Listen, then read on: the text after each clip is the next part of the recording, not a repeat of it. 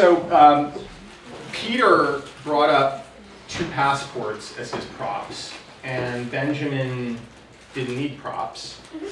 And now we're going to see a pretty cool prop. Ryan Badiee is talking about aimless shooting, finding Zen in an ancient sport. Ryan's a junior from Bellevue, Washington, studying biology and Chicano Latino studies. When not in the lab or doing archery, he enjoys watching copious amounts of reality television.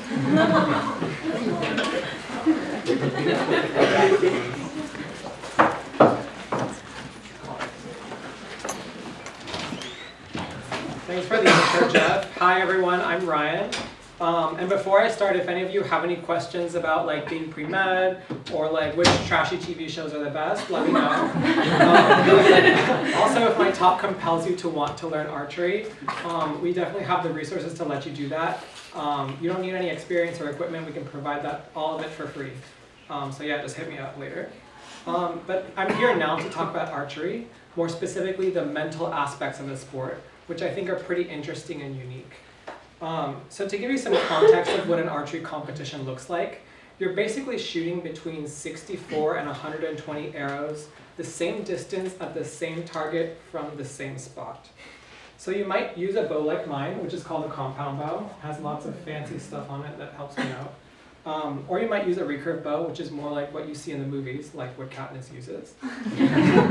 But regardless, archery is one of the only sports where absolutely nothing is changing externally, and you're just doing the same activity over and over and over again. What's even more interesting is that once you reach a certain level, which is not really even that high, most people have the same physical skill, meaning that if they do their form correctly, they will hit the bullseye every time. But what really separates people from the good to the best is the mental process that you're going through every second of every shot, which can either make you super solid or prevent you from that repetition that seems so easy. And what I'm getting at here is that to maintain your form over time, you kind of have to have laser focus for very short periods of time, maybe about 20 seconds, which is how long it takes to take a shot. Between shots, though, people can go as crazy as they want. Some people just stand there and close their eyes and look at the sky or whatever. But other people, like a teammate who graduated last year, actually like to sing to themselves. One funny thing about him is that he actually liked to sing Nicki Minaj's masterpiece, Anaconda, which was pretty funny at competitions with other schools. But so you start to develop this sort of meditative rhythm where you take control of your whole world for about 20 seconds and then let everything go. So you have to bring it all in and then you can relax. And as you keep practicing this process, you start to develop this kind of unexpected secondary skill that's applicable actually outside of archery, namely the ability to harness your focus on a tight leash for very specific, intense tasks. Now, hopefully you're starting to realize why this could be helpful.